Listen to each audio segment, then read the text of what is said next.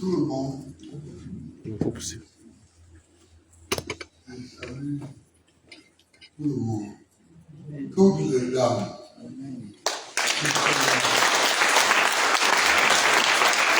Vous savez, votre mouvement avait été créé pour m'accompagner dans ma campagne présidentielle. Mais hélas,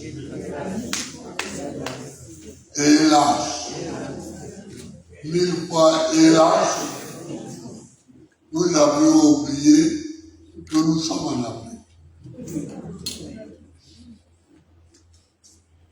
En Afrique, il n'y a pas de règles.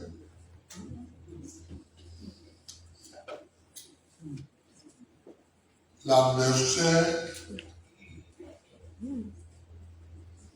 a effacé ce nom tant gênant.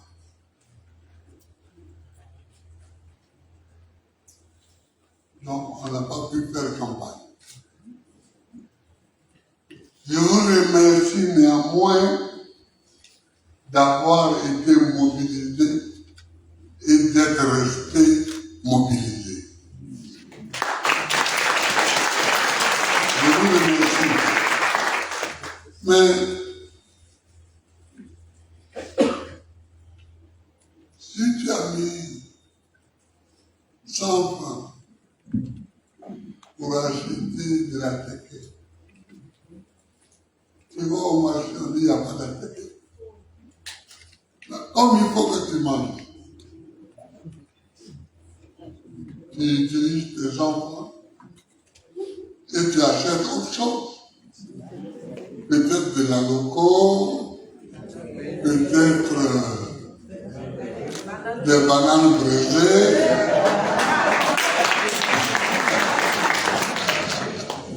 peut-être des lignans bouillis. Bon.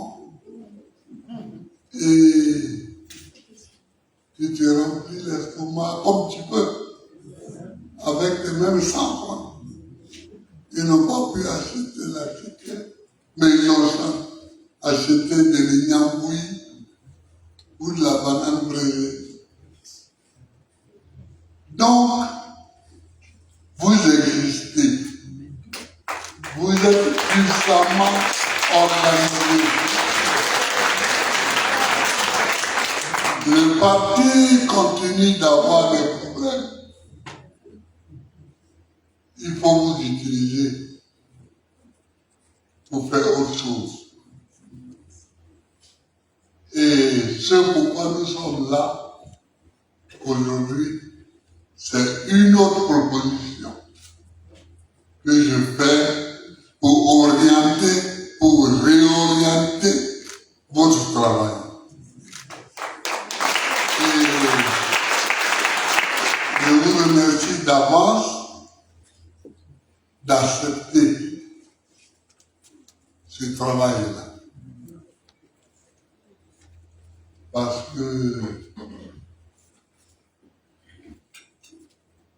le problème que je vous confie à régler, c'est un problème qui aurait été réglé si vous aviez été à l'élection et que vous aviez été élus. Parce que dès que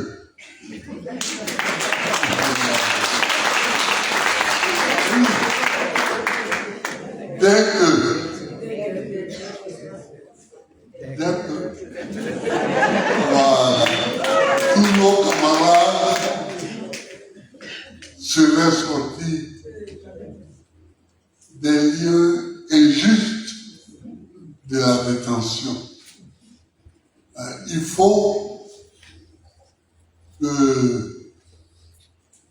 vous réfléchissiez à ça.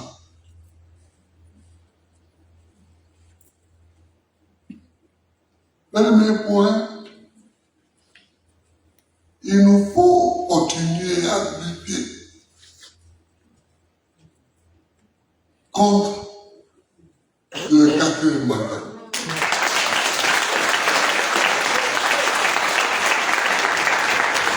Parce que en Afrique, on se demande pourquoi il y a toujours des problèmes. Mais il y a toujours des problèmes. Parce que nous écrivons des textes et que nous ne les respectons pas. Ces textes. On mobilise des juristes. On écrit des constitutions. On écrit des lois. On les vote. On est fier de les imprimer et de les publier au journal officiel.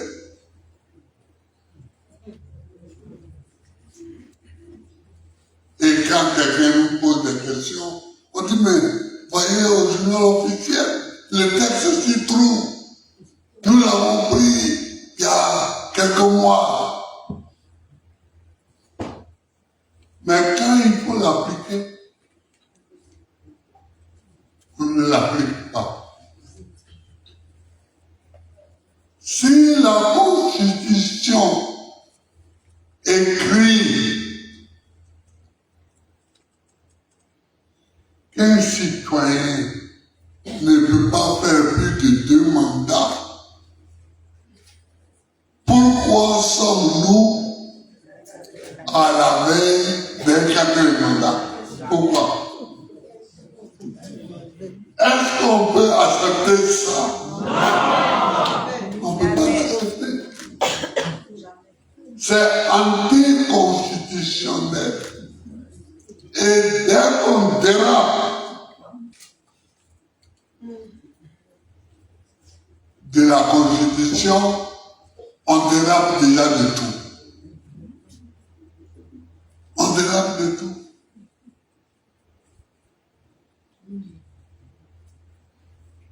Ce sont les Américains qui ont introduit dans leur constitution 2 mandats.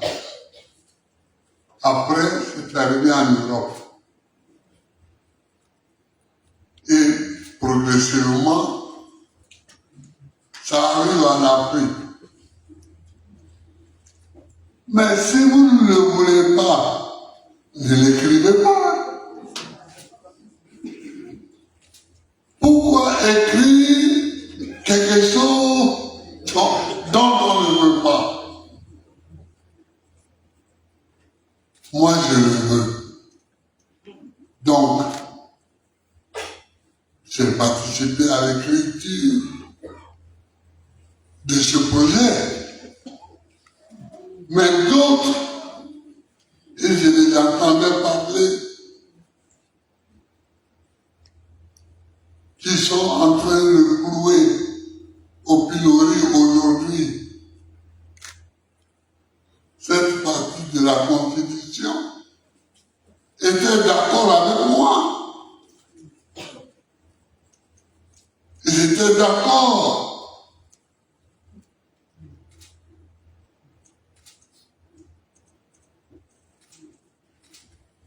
Cette Constitution a été votée avec plus de 80% de voix en référendum. Je parle de 2000. Ensuite, il y a eu 2016.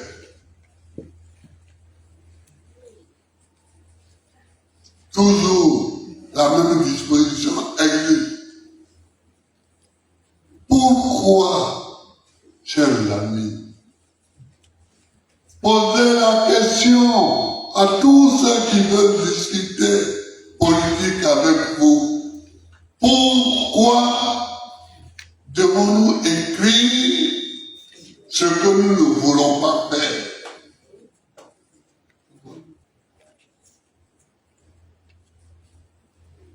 Je ne suis suis pas d'accord avec ça.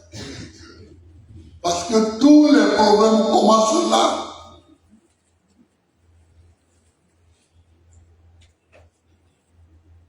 Si vous dites à un avocat d'aller plaider un cas,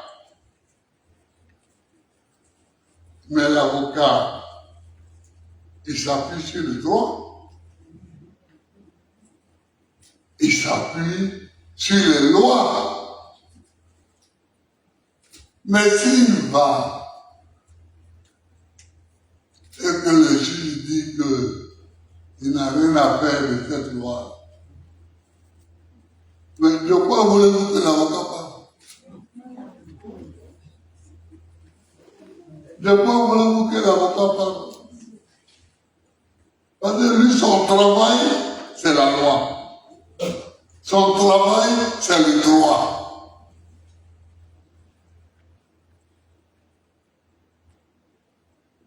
Donc, soyons sérieux. Soyons sérieux en Afrique. Soyons sérieux. Respectons ce que nous écrivons et ce que nous affichons et ce que nous publions. Quelqu'un qui a voté une telle loi ne peut pas être arrivé au pouvoir en 2011 et puis vouloir être encore président en 2025. Il y a quelque chose qui ne va pas là. Il y a quelque chose qui ne va pas.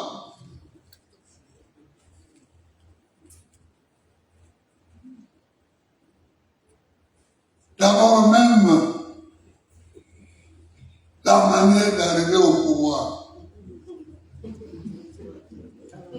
la manière même d'arriver au pouvoir.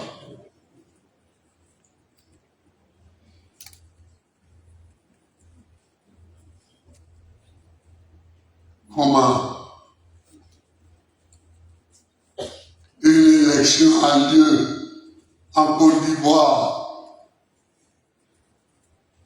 Une dispute éclate entre les deux candidats qui sont au deuxième tour. Chacun dit qu'il a gagné. Que vient faire la France de Sarkozy dans cette question?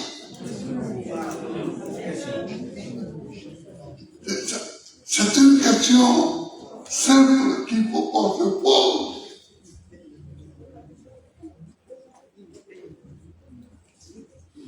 Que vient faire Sarkozy avec ses avions de guerre?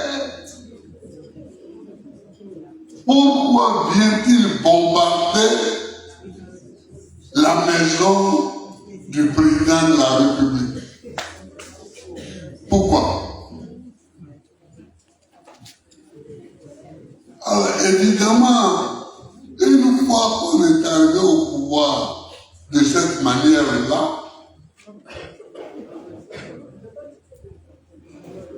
on croit que on peut tout changer avec des bombes.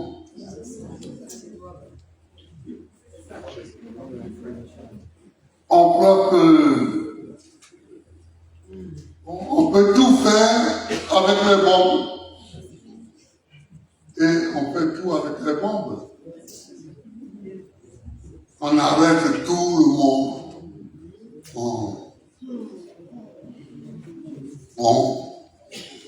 Il y a les bombes de Sarkozy. Il y a les bombes. Il y a encore des bombes en France. Donc, on peut y aller. Mais le temps change.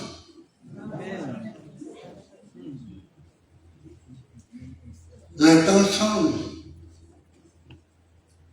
Sarkozy n'est plus président. Il est même prisonnier.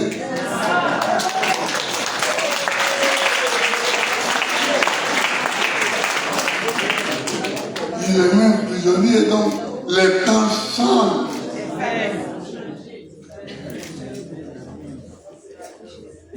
Et on a changé de place. Moi, je suis sorti de prison. Et aujourd'hui, je parle. Et aujourd'hui, c'est Sarkozy qui a le bracelet.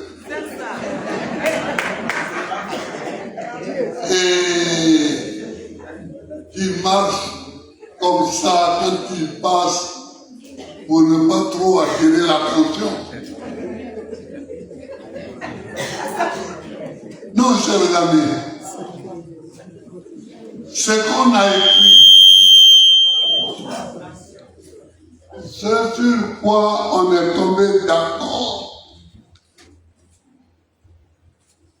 ce qu'on a présenté comme constitution, ce qu'on a présenté comme loi, il faut le respecter. Il faut la respecter.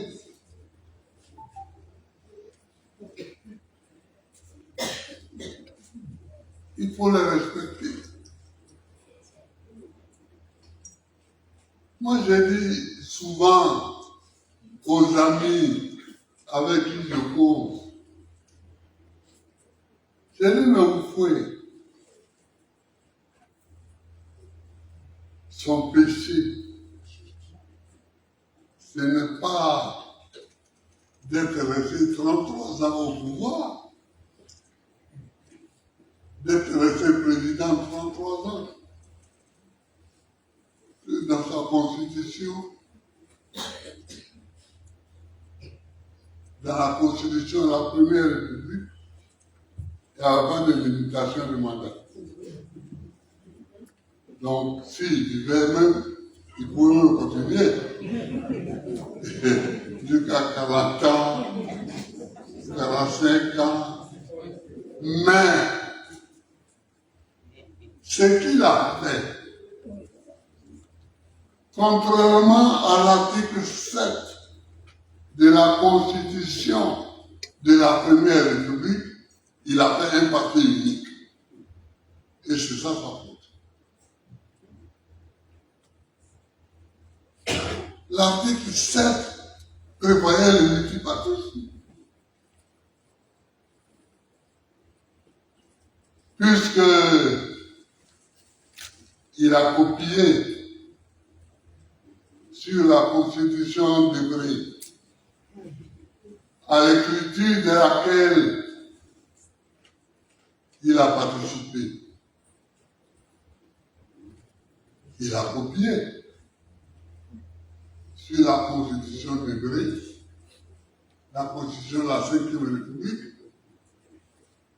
qui est la Constitution de Gaulle, mais qui a été mise en forme par Debré.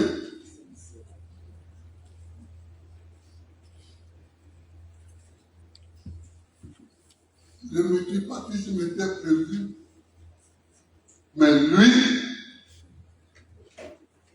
il a fait le parti unique. Ce qui revient à la même chose, c'est-à-dire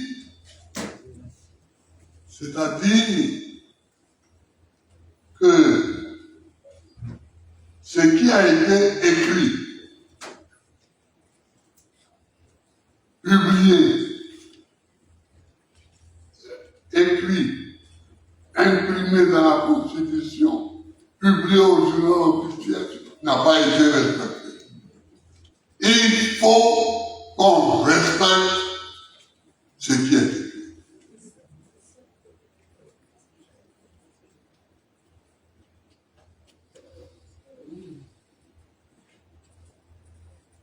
Que Bokassa ou Mobutu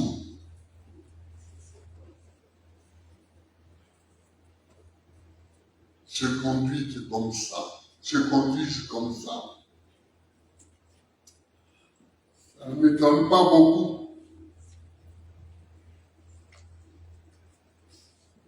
mais que vous faites, qui a été ministre français de la 4e République et du début de la 5e République, se conduisent comme ça, je commence à avoir des problèmes. Donc, chers amis, le problème de la lutte contre le 4e mandat est un problème fondamental. Et nous devons continuer le combat contre le 4e mandat. Et nous devons continuer le combat contre le 4e mandat.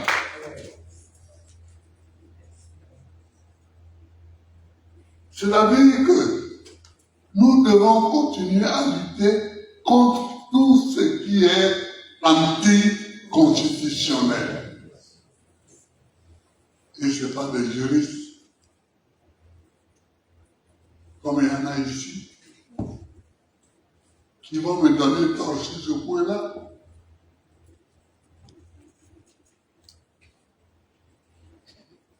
Parce que on ne fait pas une loi pour faire chic. Je vote la loi, bon, mais ça, c'est pour faire chic, hein. C'est pour plaire aux amis qui sont en Europe ou qui sont en Amérique. Sinon, ce n'est pas important. Ah non. Ah non. C'est important. C'est important. Donc, voilà le problème central. Voilà le problème central. Le problème à cause duquel on a arrêté tous nos amis.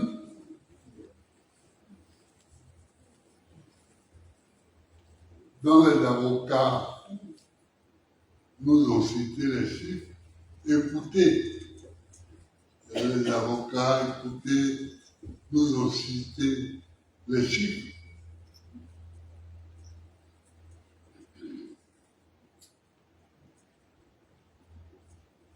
Voilà ce pourquoi tout ce débat avec sa sous-commission pour aider les gens.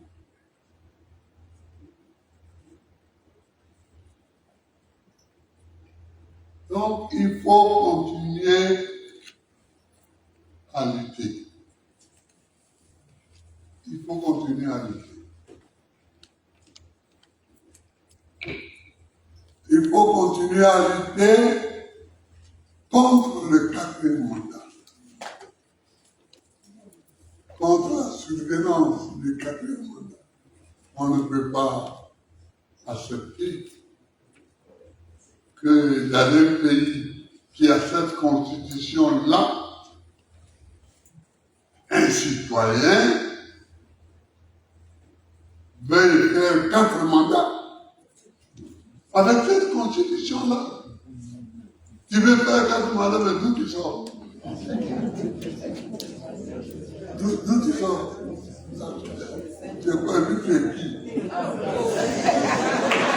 Oui, pourquoi tu as fait 4 mandats? Donc, voilà le point principal. Ne l'oubliez jamais que ce pourquoi nous sommes rassemblés ici, c'est parce que nous avons lutté contre le 4e mandat. Et parce que nous avons lutté contre le 4e mandat, on a arrêté plus de 1000 personnes.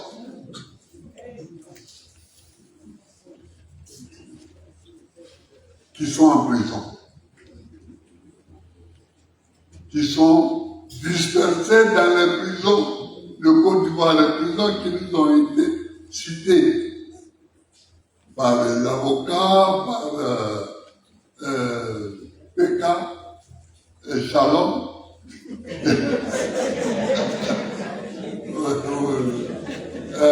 Donc, voilà.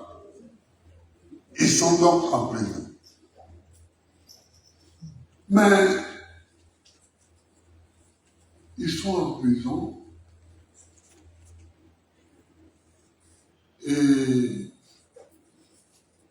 Madame Dosso, Charles Rodel, a fait pleurer des gens.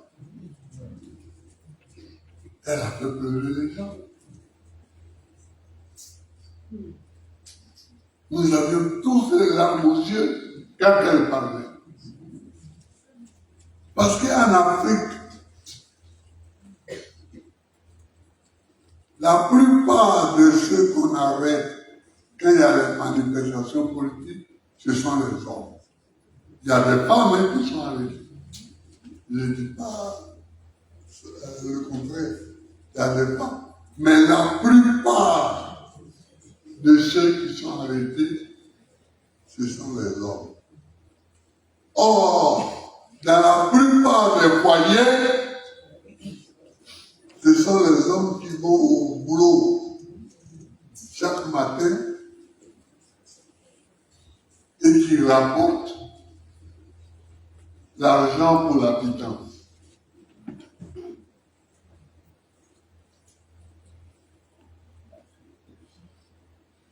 Nos camarades sont arrêtés.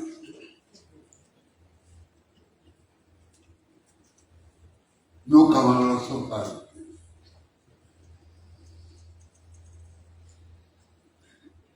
Leurs foyers sont au dehors. Et ils sont en prison. Mais c'est tout le monde qui est en prison. C'est tout le monde qui est en prison. Mon mari est en prison. Chaque matin, il me donnait l'argent pour que j'aille au marché, pour faire la cuisine. Je ne le peux plus. Les enfants me demandent où est papa.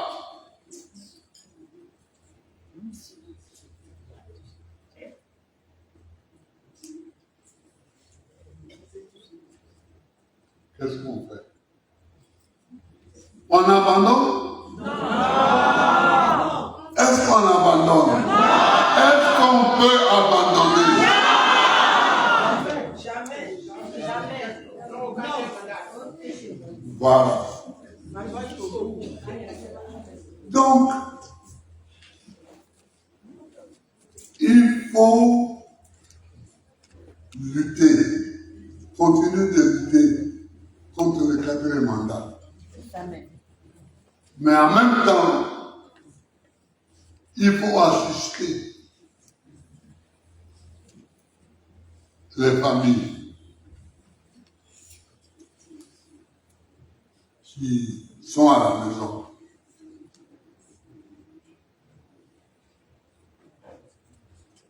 Il faut assister les familles qui sont à la maison.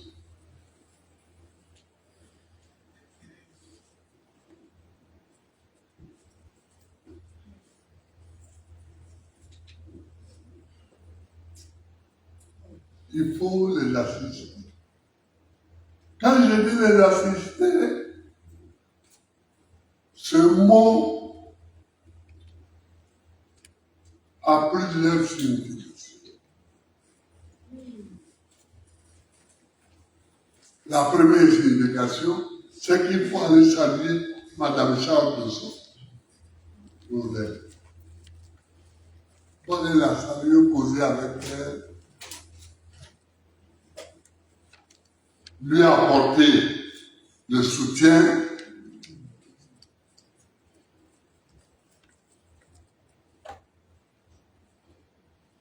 toute façon, je me rappelle, quand il est rentré au gouvernement,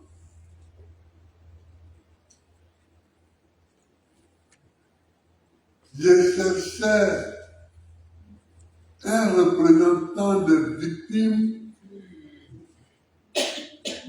de la crise.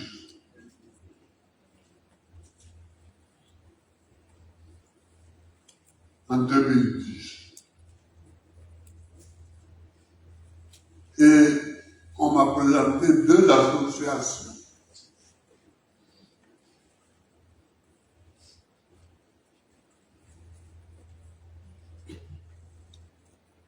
J'avais un colonel qui était mon conseiller pour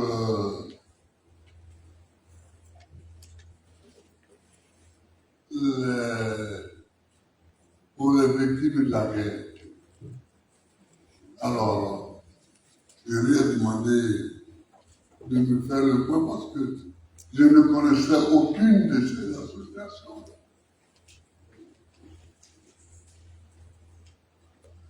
Il m'a fait le point et celle de Joseph Rodel était la mieux structurée, la mieux pensée et la mieux tenue. Donc, on l'a pris comme secrétaire d'État chargé des victimes de guerre. C'est comme ça qu'il est rentré au gouvernement. Alors, évidemment, quand on m'a arrêté,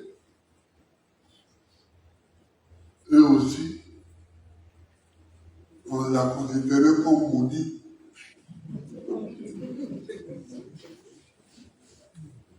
On les a considérés comme maudits.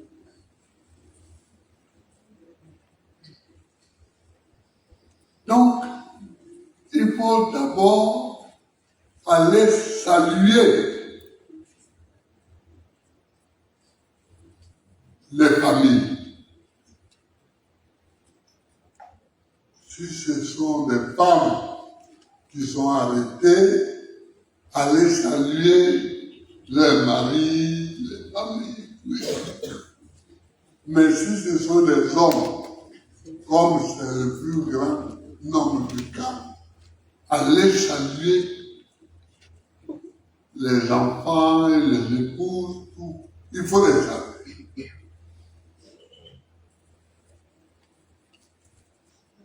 Ensuite, si, comme l'a dit Tutu Toussaint, on a un peu d'argent, on se cotise un peu, il faut le leur donner. Il faut les aider. Il faut les aider.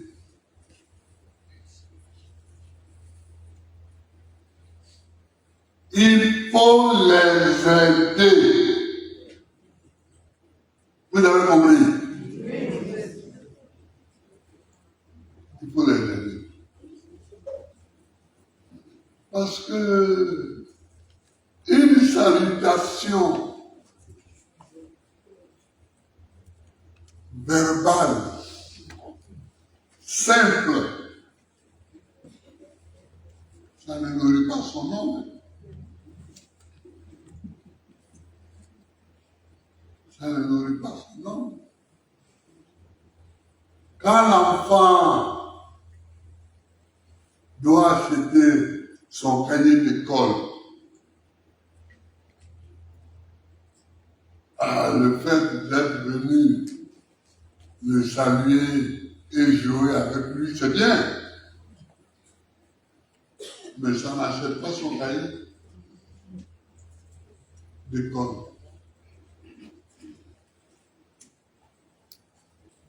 Ça n'achète pas son uniforme. Ici, là, quand j'ai voulu supprimer le port de l'uniforme à l'école, ce sont mes partisans qui m'ont le plus combattu. Mais moi, je sais ce que l'uniforme qui vient voir, je sais ce que l'uniforme a fait. L'uniforme scolaire a été institué quand j'étais en terminale, au lycée classique. L'année scolaire 1964-1965.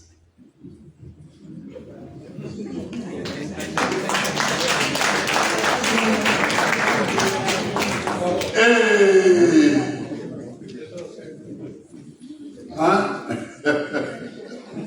oh, certains d'entre vous n'étaient même pas encore au CPR.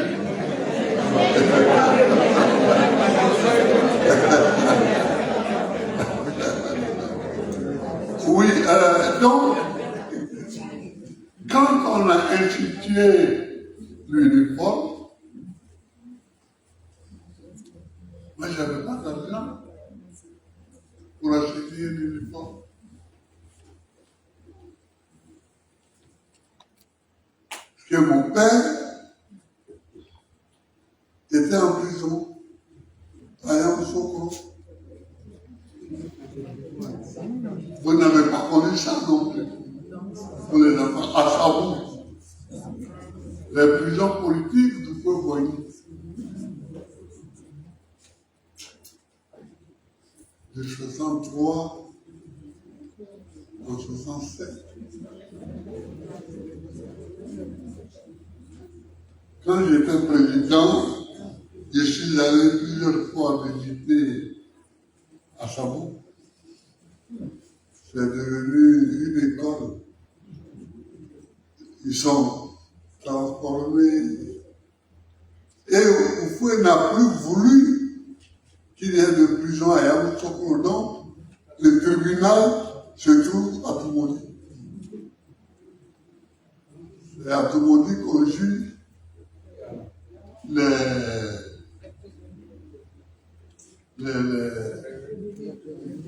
cas de Yamoussoukro.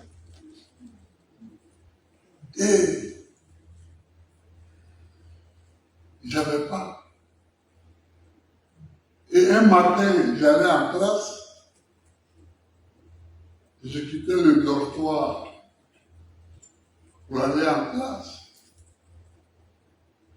Et les surveillants m'ont appelé.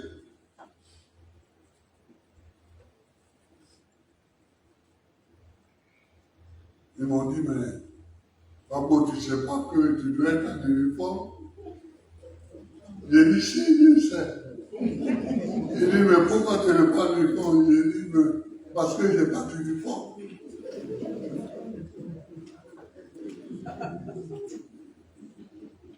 Mais ils m'aimaient bien, les surveillants.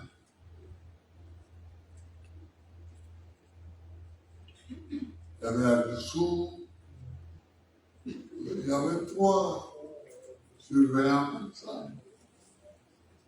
Et, ouais, non, Jérôme, oui, il y avait Jérôme, dessous il y avait Jérôme, et puis il y avait le judoka à la lampière. Bon, non. Avec les où? Il n'est pas là. Parce que lui, il allait tout de suite. Alors, j'ai eu chaud. Parce que j'étais en terminale. J'avais déjà le premier bac. Parce qu'on passait 2 bacs. Le premier bac en première et le second bac en terminale. Mais mon renvoi se jouait là. Mais ils ont dit, Pablo, tu travailles bien. Tu es un bon élève. Donc, on ne peut pas te laisser comme ça. Et ils sont allés au camp gagné. Et ils ont pris des habits kaki des militaires. Ils m'ont amené des pantalons,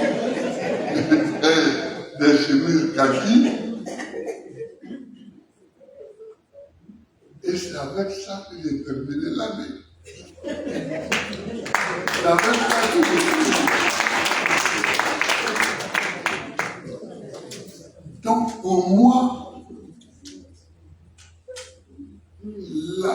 l'institution de l'uniforme, c'est un souvenir mauvais. Et en plus, quand je faisais campagne, je suis arrivé dans la région de Bouna, pour là-bas, personne ne portait l'uniforme. Les gens n'avaient pas d'argent. Les gens n'avaient pas d'argent. Donc, quand j'ai décidé de supprimer l'uniforme, j'ai été combattu sous la patame de mon pays là. Mais violemment. J'ai dit, mais voilà des gens,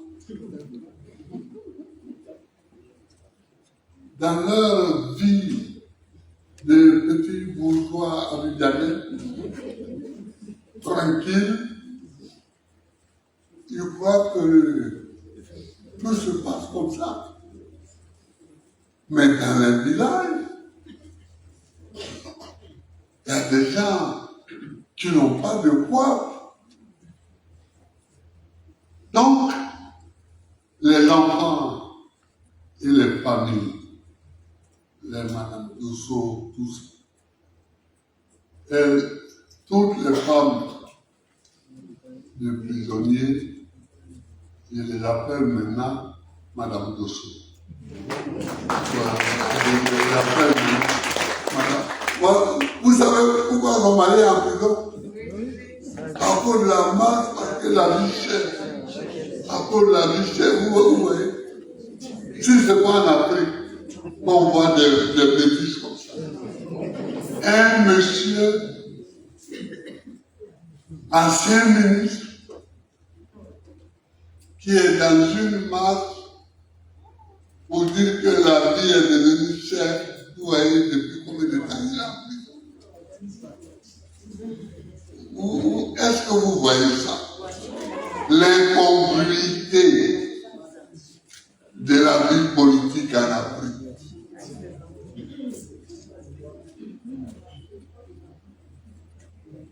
Bon, donc, il faut les assister, eux, les familles, les foyers. Mais il faut aussi les assister, eux, les prisonniers. Les prisonniers, il faut aussi les assister.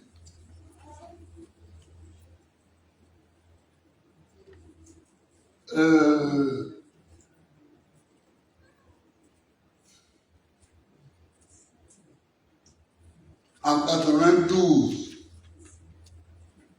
j'étais en prison. Odette aussi.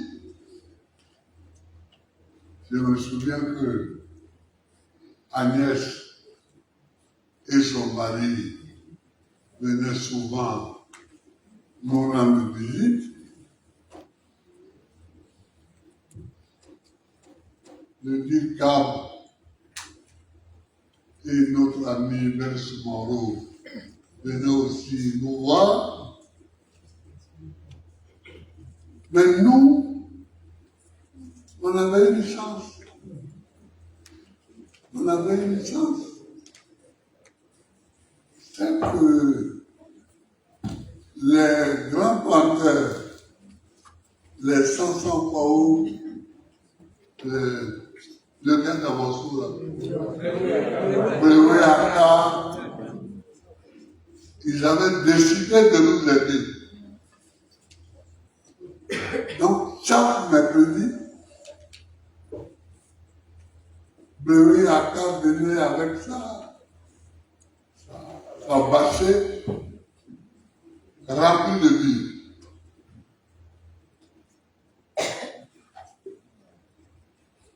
Et c'est vu, il nous le donnait. Il venait nous donner.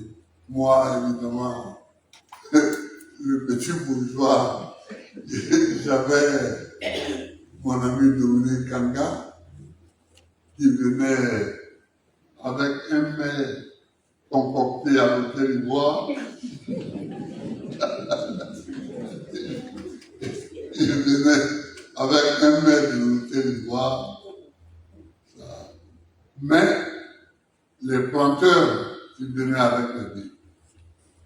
Et Apoun Laurent, nous l'avions surnommé à cause de ça Abdallah.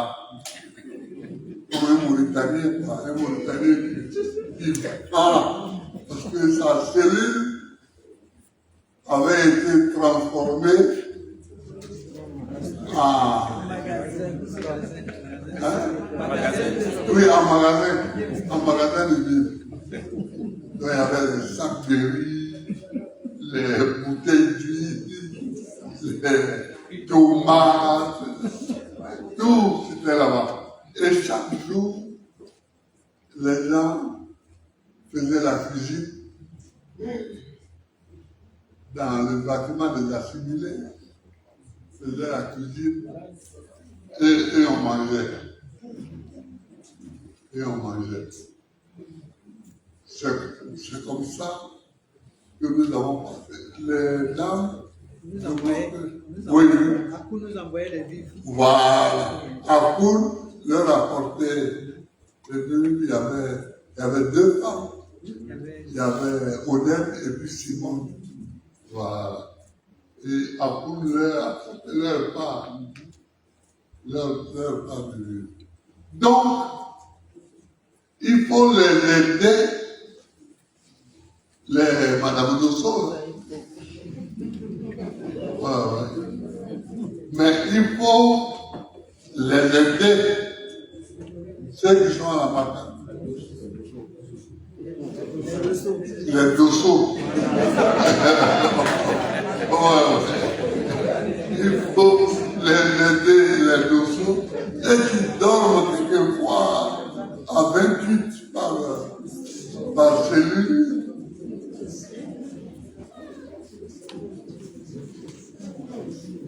À 28 par cellule.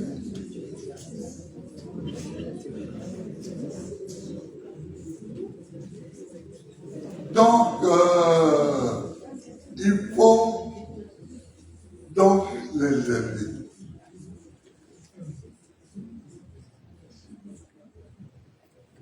Non seulement les aider, les assister, ça veut dire leur rendre visite, que les avocats ne suffisent pas. Les avocats, ils font le travail, ils les assistent, ils les informent, etc. Mais il faut leur rendre visite et il faut leur apporter aussi des biens ou des biens.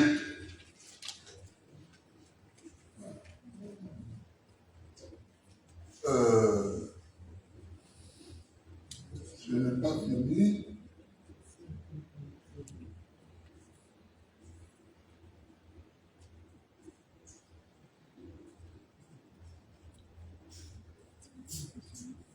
Qu'est-ce que vous faites? Il filme. Oui, mais ça a l'air d'être une approche de sorcellerie.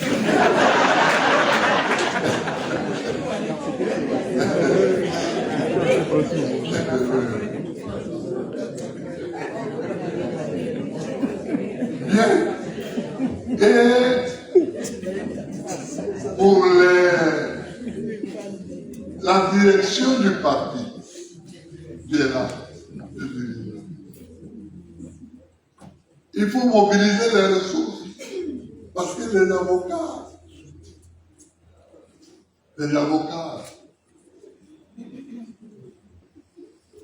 on ne va pas les payer avec de beaux sourires. C'est leur métier, c'est leur boulot.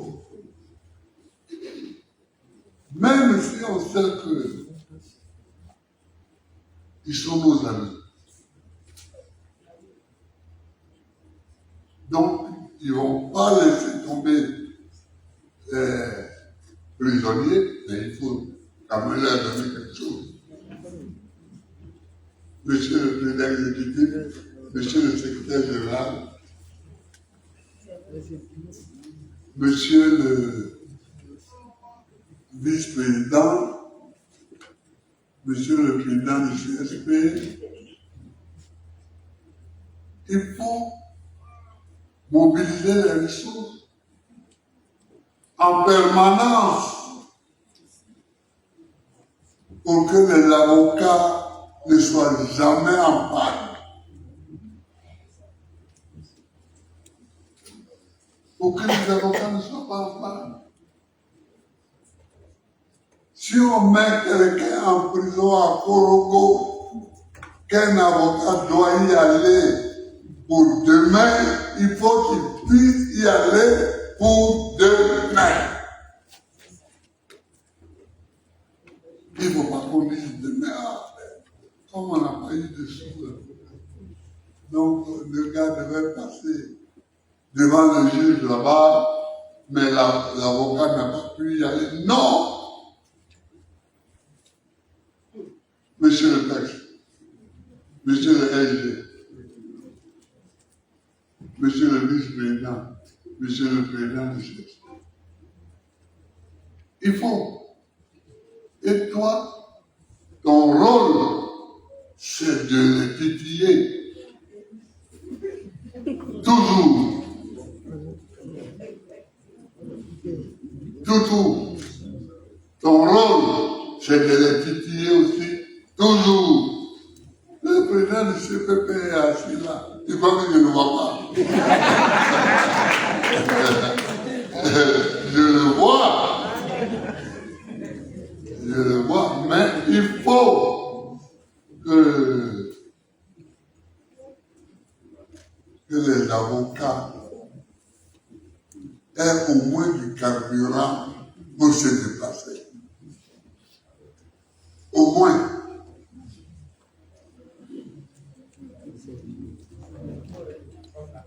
Ils doivent avoir mieux que du carburant.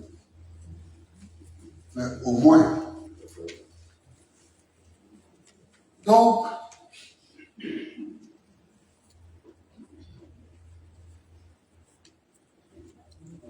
monsieur le président exécutif, monsieur le secrétaire général, monsieur le président du CSP, monsieur le président du CSP, monsieur le vice-président,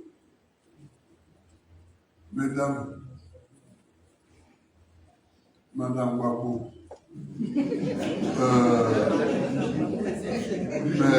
mesdames, mesdemoiselles et messieurs, maîtres, je vous suis infiniment reconnaissant. Je vous suis infiniment reconnaissant. Parce que vous avez fait beaucoup pour nos amis. Mais c'est le parcours. C'est la nature du régime.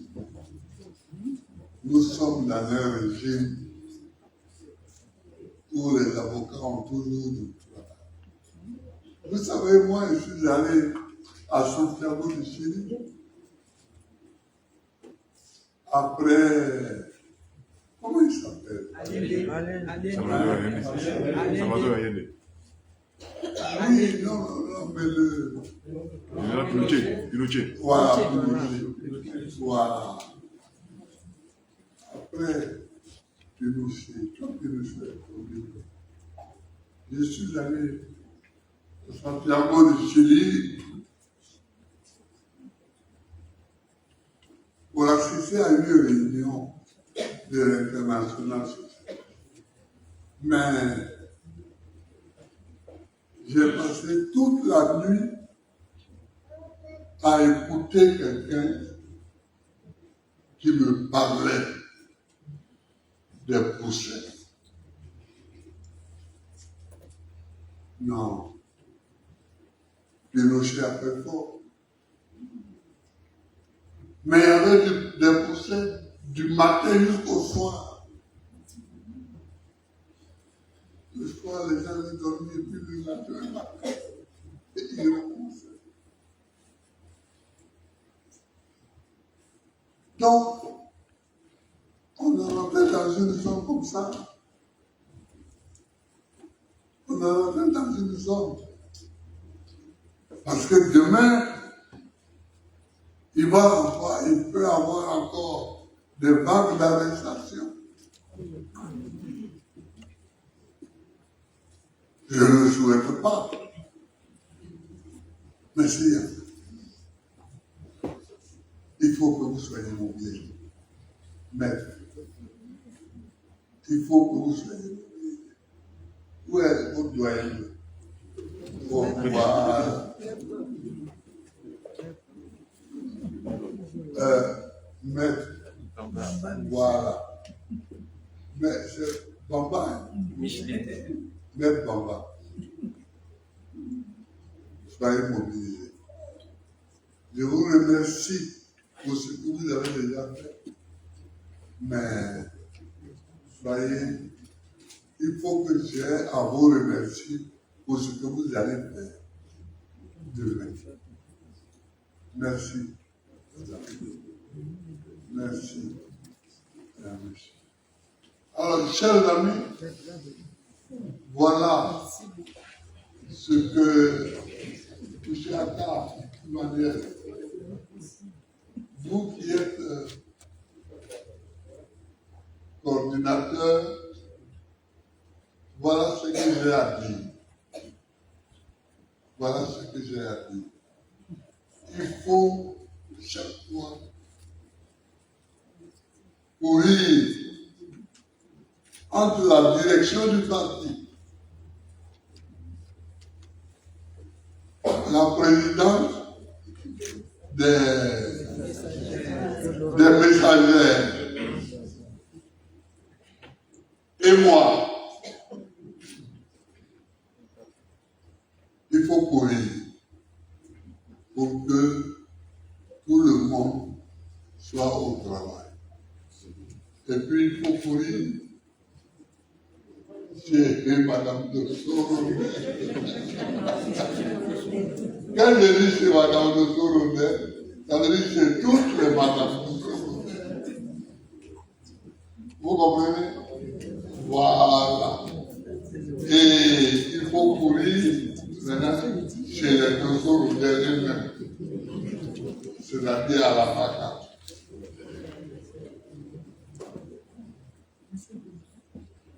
Les représentants des droits de l'homme.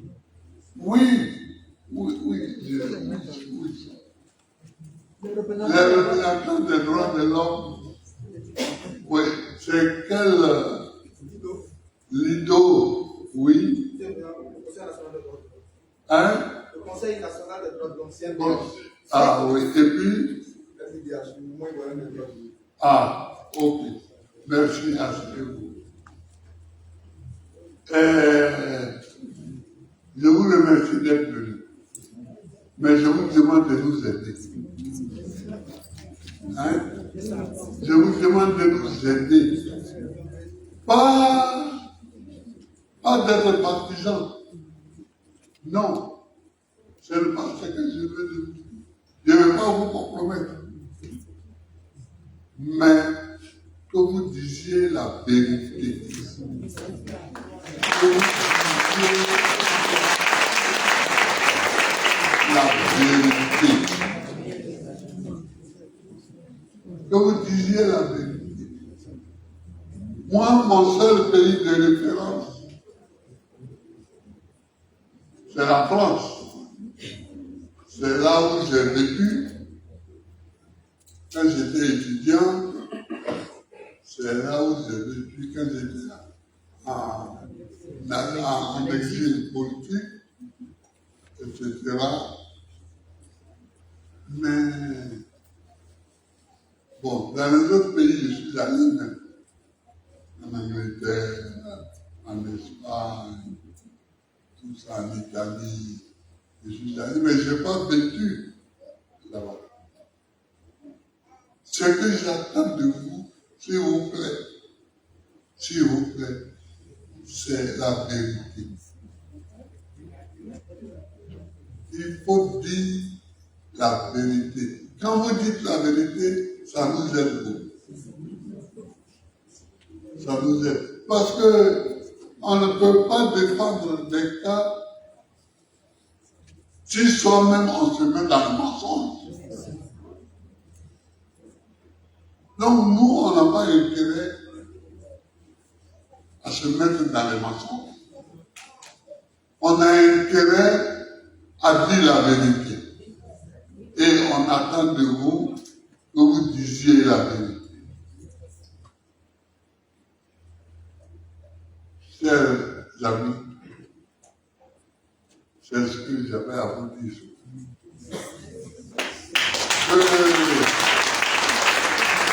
Que Dieu vous bénisse